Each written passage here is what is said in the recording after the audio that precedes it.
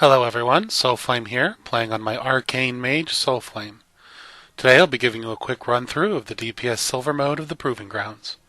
As always, a quick look at my glyphs and talents.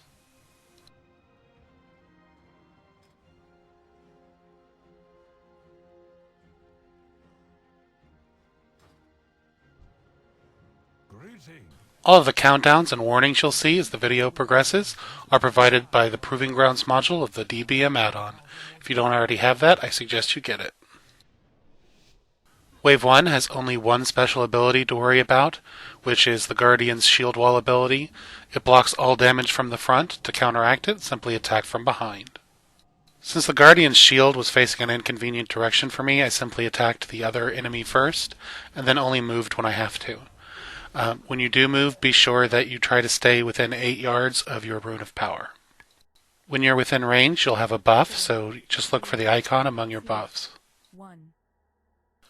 Wave 2 has no special abilities to worry about, just AoE everything down. The first thing you should do is cast your Arcane Orb through the pack of varmints in order to quickly build your stacks of Arcane Charge. Once you've done that, you'll want to put Nether Tempest on one of the varmints, and then kill the Slayer out front single target. Unload your Arcane Missiles procs as they come in. If anything survives all that, just pop over to the center, use Cone of Cold and Arcane Explosion to finish off anything that survives. 4, 3, 2, 1.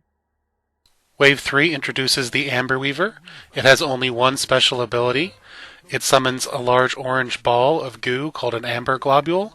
Anything struck by this globule becomes stunned and takes increased damage for the duration of the stun. Not only do you want to avoid this, but you want to use it against your enemies for that damage buff. You can do this by making sure there is an enemy in between you and the Amber Weaver, or by stepping behind the Amber Weaver once he starts to cast. 4, 3, 2, 1. Wave 4 features another Amber Weaver. You want to start the round by positioning yourself so that the varmints act as a shield in between you and the Amber Weaver. Start off the round by going single target against the Amber Weaver. You want to get him as low as possible, if not finish him off. And then as soon as the Amber Globule hits the pack of varmints, go to town with your AoE rotation, including Arcane Orb, Nether Tempest, Cone of Cold, and Arcane Explosion. If you end up with extra time in between rounds, it's a great time to either reposition or refresh your Runes of Power.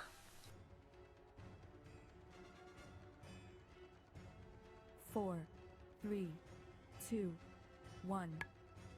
Wave 5 introduces the Mystic, who is a healer whose special ability will heal a target all the way to full health. Obviously, our highest priority in the round is making sure that we interrupt all of those heals, so be ready with your counterspell.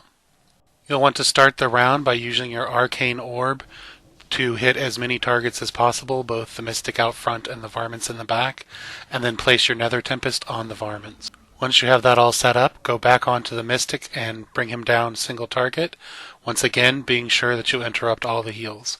Once the Mystic is dead, finish off the varmints either with AoE or by cycling through and using single target. 2, 1. Wave 6 features another Mystic, so as usual you're going to want to stay on him and make sure that you get all of his heals interrupted. I'm a little slow in moving over. I should have repositioned myself so that I could use my Arcane Orb to go through all 3 enemies at once. Once you have 4 stacks of Arcane Charges, don't forget to put Nether Tempest on the Mystic in the middle. Once the Mystic is dead, go ahead and switch to a secondary target. Attack the Guardian if he's facing in a convenient direction, or switch to the Slayer if he's not. Once your secondary target is dead, go ahead and start attacking whichever one is left. If they have plenty of health left, it may be worth your while to go ahead and replace your rune. A handy tip: if you've built up a nice stack of Arcane Charges and you don't want to lose them because you have too much time in between rounds, you can refresh the timer on that by simply casting Arcane Orb without a target. 4, 3, 2, 1.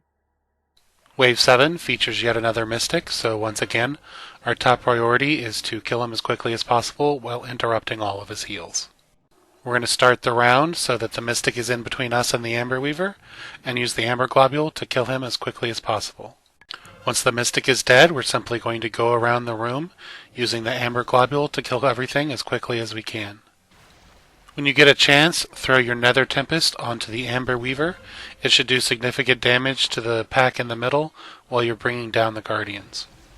Don't forget that you can spam an instant like Arcane Explosion while you're on the move. And don't panic if the Amber Weaver happens to die early, as he did here with me. You should still have plenty of time to finish off any survivors.